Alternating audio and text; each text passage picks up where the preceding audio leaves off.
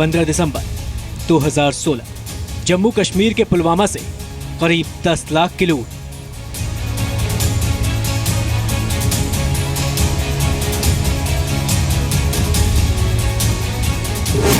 आठ दिसंबर 2016 पुलवामा से 13 लाख रुपयों की लूट।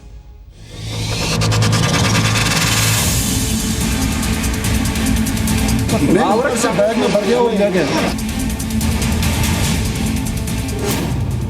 8 दिसंबर 2016 सेंट्रल कश्मीर के बडगाम में बैंक लूटने की आतंकियों की कोशिश फेल हो गई।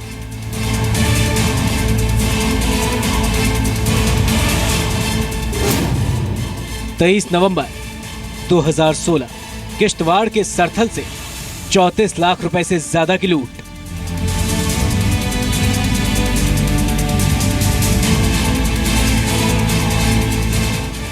नोट बैन के बाद से जम्मू कश्मीर बैंक की अलग अलग ब्रांच से करीब 57 लाख रुपए लूटे गए।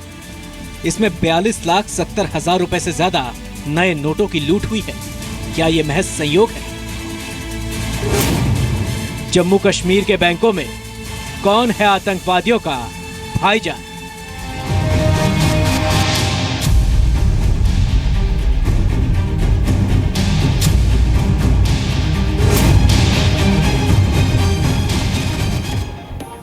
क्या कश्मीर के बैंकों में आतंकवादियों के जासूस काम कर रहे हैं? क्या इसी वजह से नोटबंदी के बाद आतंकी लगातार जम्मू कश्मीर के बैंक लूट रहे हैं? जी न्यूज की एक्सक्लूसिव खबर के मुताबिक जांच एजेंसियों को बैंक कर्मचारियों पर आतंकवादियों से मिले होने का शक है, यानी कि हिंसा के हमदर्दों को अंदर से जानकारी मिली और अब तक उन्होंने 42 लाख रुपए के नए नोट लूट लिए हैं। देखिए आतंकवादियों के बैंक लूट पर बड़ा खुलासा।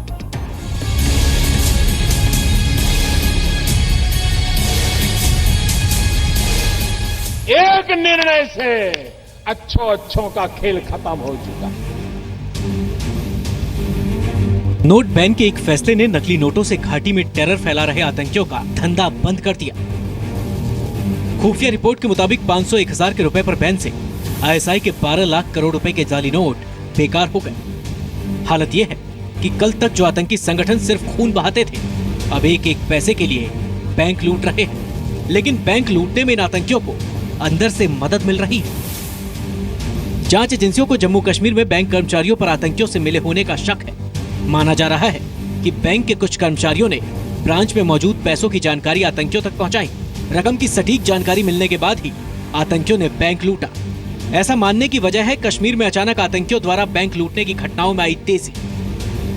नोट बैन के बाद आतंकियों ने जम्मू कश्मीर में बैंकों में अब तक 4 बार लूट की कोशिश की, जिसमें एक बार वो नाकाम रहे। पाकिस्तान के इशारे पर खास करके उन इलाकों में जहां पे टेररिज्म है, साउथ कश्मीर में, पुलवामा वगैरह एरिया में, अनंतनाग एरिया में, इन में 3 या 4 बैंक लूटे गए हैं। और इसको कौन लूटेगा? आतंकवादी ही लूटेंगे पाकिस्तान के इशारे पे।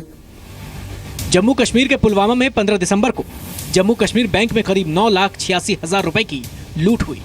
सीसीटीवी कैमरों की तस्वीरों में आप देख सकते हैं कैसे आतंकी बैंक के अंदर लोगों की तरफ बंदूक तान कर खड़ा है। सामने लोग अपने हाथ ऊपर उठाए हुए हैं।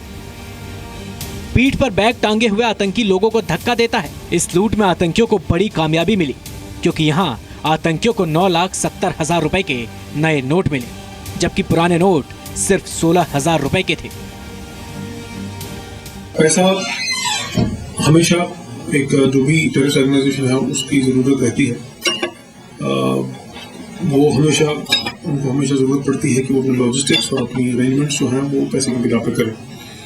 और डिमोनेटाइजेशन के बाद डेफिनेटली जो अभी तक हमको प्रूफ मिल रहे हैं और जो इस तरह की वारदात हो रही हैं उनसे ये क्लियरली साबित होता है कि इसमें जरूर एक कैश क्रम जो है तो उनके पास हुआ है और उसी वजह से ये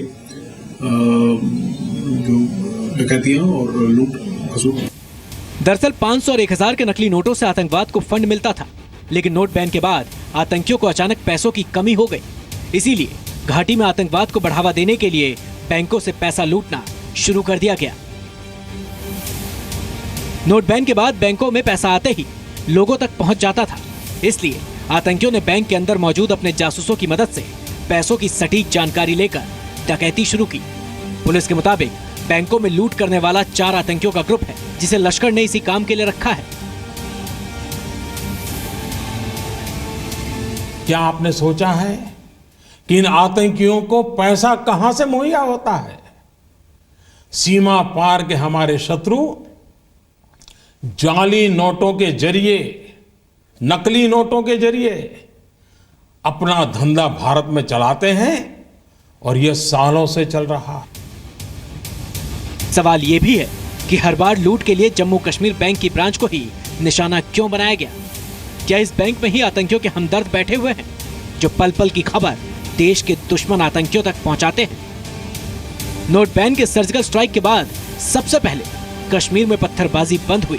घाटी में करीब 3 महीनों के बाद बाजार भी खुले और लोगों का जीवन भी सामान्य हुआ। अब आतंकियों के बैंक लूटने पर तुरंत रोक लगाने की जरूरत है ताकि कश्मीर से आतंकवाद का नामो निशान मिटाया जा सके।